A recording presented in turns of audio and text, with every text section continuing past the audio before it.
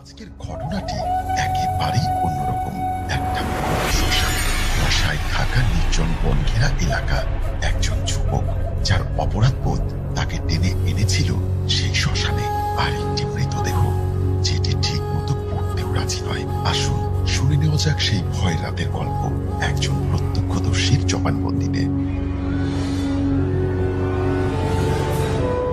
আমি সাগর, আমার বন্ধু মেহেদীকে নিয়ে আজও আমার অনুশোচনার শেষ নেই। ঘটনাটি ঘটেছিল বছর খানেক আগে। আমরা তখন গ্রাজুয়েশন শেষ করে একটা ছোট্ট ব্যবসা শুরু করেছিলাম। সব ঠিকঠাক চলছিল। হঠাৎ একদিন মেহেদী আমার কাছে এসে বলল, ভাই, একটা শর্টকাট ব্যবসার আইডিয়া আছে, লাভ হলে তুই 50% নিবি। আমি কিছু না ভেবেই রাজি হয়ে গেলাম। কাগজপত্রে সই করলাম, কিন্তু কিছুদিন পর বুঝলাম আমরা এক ধরনের ধোঁকাবাজ চক্রের ফাঁদে পড়ে গেছি। সব দোষ গিয়ে পড়লো মেহেদীর উপর। ও পালিয়ে গেল, আর ওর বিরুদ্ধে মামলা হলো। 3 মাস পর হঠাৎ একদিন খবর পেলাম মেহেদীর লাশ পাওয়া গেছে আমাদের গ্রামের পুরানো শ্মশানের পাশে। পুলিশ বলল আত্মহত্যা, কিন্তু আমি জানতাম ও এমন কিছু করতেই পারে না। অপরাধ বোধে আমার বুক ফেটে যাচ্ছিল। আমি ওর জানাজার আগের রাতে শ্মশানে গেলাম। হ্যাঁ, ঠিক শুনেছেন, যদিও মুসলিম, কিন্তু ওর লাশ কোনো কারণে শ্মশানে রাখা হয়েছিল পোস্টমর্টমের জন্য। সেই রাতটা চারিদিকে নীরব, শুধু গাছের ফাঁকে ফাঁকে বাতাসের শু শু শব্দ, আর মাঝে মধ্যে শিয়ালের ডাক। আমি ওর দেহের কাছে গিয়ে দাঁড়ালাম, চোখের পানি ধরে রাখতে পারছিলাম না। হঠাৎ এক অদ্ভুত গন্ধ, ধোঁয়ার মতো কিছু যেন শ্বাসরুদ্ধ করে তুলেছে আমাকে। চোখে পানি চলে এলো, আর তখনই শুনলাম একটা গলা, তুই আমার সব কিছু নষ্ট করলি ভাই, আমার স্বপ্ন, আমার জীবন। আমি তাকিয়ে দেখি মেহেদী, ওর মুখ পুড়ে গেছে, চোখ নেই, কিন্তু ঠোঁট নড়ছে। আমি চিৎকার করে পেছনে পালানোর চেষ্টা করলাম, কিন্তু পা যেন জমে গেছে।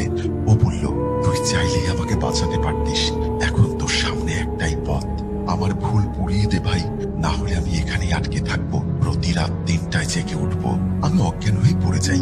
পরদিন আমাকে শ্মশানের এক সাধু অচেতন অবস্থায় পায়, আমাকে উদ্ধার করে ও বলে, তোমার বন্ধু ক্ষমা চায়নি, তাই শাস্তি পাইনি। সেদিন থেকে প্রতি বছর সেই তারিখে আমি শ্মশানে যাই, একটি প্রদীপ জ্বালি, কিছু দান করি, আর মনে মনে বলি, মেহেদী, আমি দুঃখিত ভাই, সত্যি আমি ভুল করেছিলাম। আজও মাঝে মাঝে রাত 3টার দিকে হঠাৎ ঘুম ভেঙে যায়, কানে ভেসে আসে একটা কণ্ঠ, ভুল পুড়িয়ে দে ভাই। আজও যখন আয়নায় তাকাই, মনে হয় পেছনে কেউ দাঁড়িয়ে আছে। ঘুম ভাঙে ঠিক 3টায়, আর সেই গলা, সেই পোড়া মুখটা মনে পড়ে যায়। সব ভুল কি সত্যি মাপ হয়, নাকি কিছু ভুল আগুনে ফেলে দিলেও ছায়া হয়ে পাশে থাকে? এই পৃথিবীতে এমন অনেক ঘটনা ঘটে যার ব্যাখ্যা বিজ্ঞানের হাতেও নেই।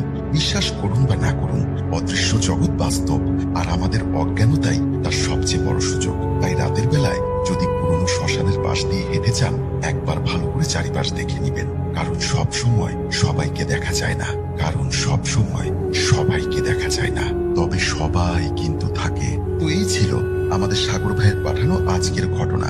সাগর ভাই বলেছেন ঘটনাটি অনেক বড়, তিনি সময় স্বল্পতার কারণে পুরো ঘটনা লিখে উঠতে পারেননি। এরপরও ঘটে যায় আরো অনেক কিছু, যা আপনার কল্পনারও বাইরে।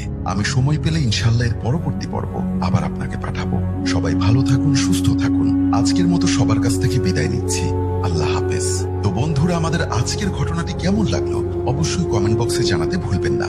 আপনারা যদি আপনাদের জীবনে ঘটে যাওয়া ভৌতিক ঘটনাগুলো আমাকে পাঠাতে চান, তাহলে অবশ্যই স্ক্রিনে দেওয়া ইমেলে আপনাদের ঘটনাটি পাঠাতে পারবেন। ঘটনাটি কেমন লাগলো অবশ্যই কমেন্টসে জানাতে ভুলবেন না। সবাই ভালো থাকুন।